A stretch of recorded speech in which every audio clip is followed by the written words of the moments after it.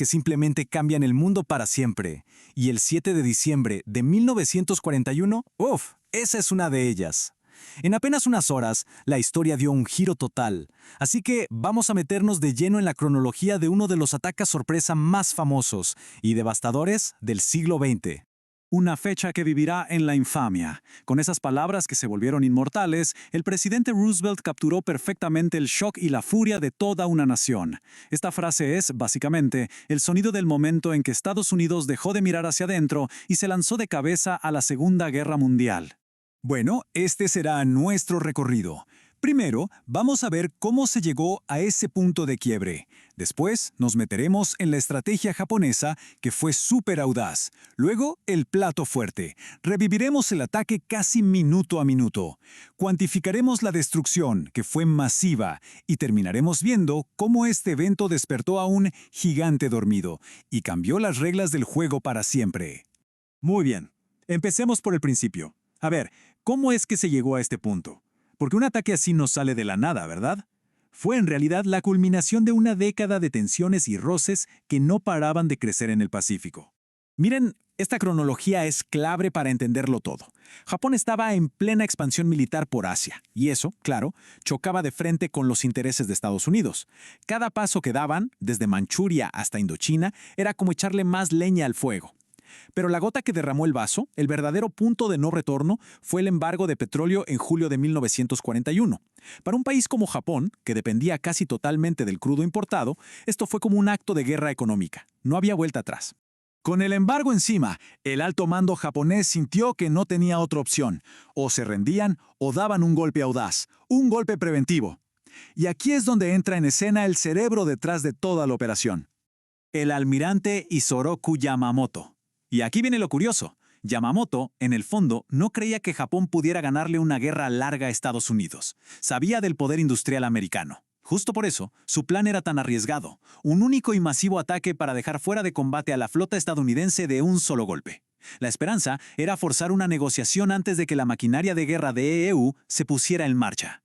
Los objetivos eran súper claros. Número 1, sacar del juego a la flota enemiga. Número 2, con la flota neutralizada, ganar un tiempo precioso para apoderarse de zonas ricas en recursos clave, como petróleo y caucho, en el sudeste asiático. Y el tercer objetivo era más bien psicológico. Golpear tan duro, tan sorpresivamente, que la gente en Estados Unidos simplemente no tuviera ganas de pelear una guerra tan lejos de casa. Y esta cita es reveladora. Muestra la gran contradicción de Yamamoto. Él sabía perfectamente la capacidad industrial de Estados Unidos. Su plan era, en el mejor de los casos, una ventana de oportunidad de 6 meses, quizá un año. Era una apuesta del tipo todo o nada, y él estaba muy consciente de ello. Y ahora sí, vamos al epicentro de la historia. Domingo, 7 de diciembre de 1941. Una mañana que parecía tranquila y soleada en Hawái, a punto de convertirse en un infierno. Son las 7:48 de la mañana. Desde su avión, el comandante Mitsuo Fuchida da la señal que pasaría a la historia. Tora, tora, tora. De un momento a otro, ese cielo azul sobre Pearl Harbor se llenó con el ruido ensordecedor de cientos de aviones de combate japoneses. El ataque había comenzado.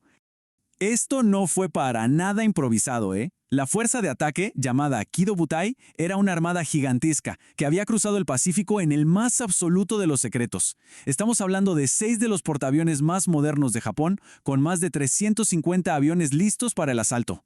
Una fuerza temible. El plan de ataque era una coreografía mortal en 2 actos. La primera oleada, la más potente, iba directo a la yugular, los acorazados, y si estaban, los portaaviones. Querían un knockout inmediato.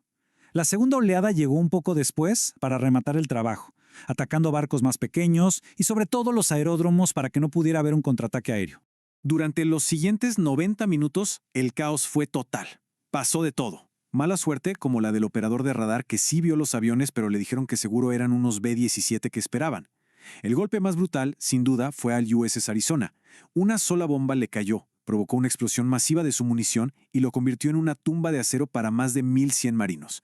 Esa imagen del Arizona explotando se convirtió en el símbolo de la tragedia. Pero entonces, con la base ardiendo, el almirante Nagumo, el que comandaba la flota japonesa, tomó una decisión que hasta hoy se debate. A pesar del éxito y de que sus pilotos querían seguir, ordenó la retirada. La pregunta es, ¿Por qué? ¿Por qué no lanzar una tercera oleada para arrasar con todo?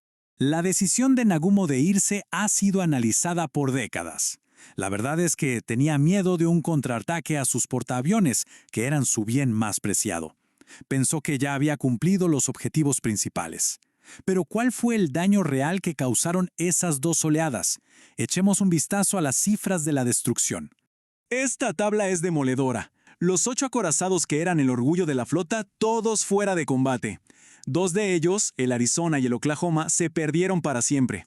Ojo a un detalle importante, la mayoría de los otros se hundieron en aguas poco profundas, lo que permitió que, con el tiempo, fueran rescatados y reparados para volver a luchar. El costo en vidas humanas fue simplemente terrible.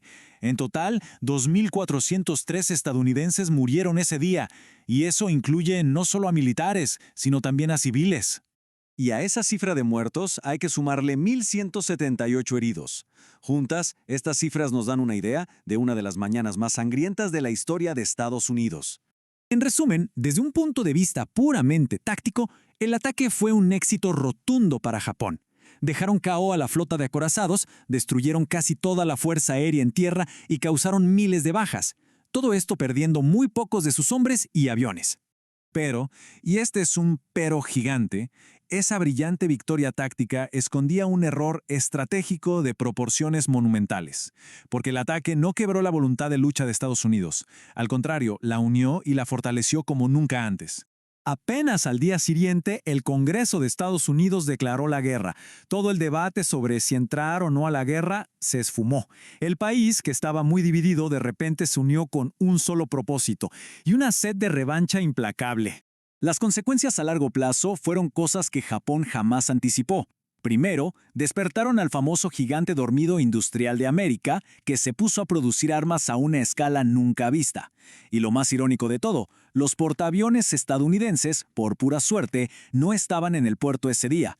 Al destruir a los viejos acorazados, Japón aceleró sin querer el cambio en la guerra naval. Demostraron que el futuro no era el acorazado, sino el portaaviones. Y si alguien entendió al instante lo que significaba Pearl Harbor, ese fue Winston Churchill. Para él, que llevaba tiempo luchando prácticamente solo contra Hitler, la noticia de que Estados Unidos entraba en la guerra no fue una tragedia, fue la garantía de la victoria. En ese momento, él supo que la guerra estaba ganada. Y con esto llegamos a la gran paradoja final.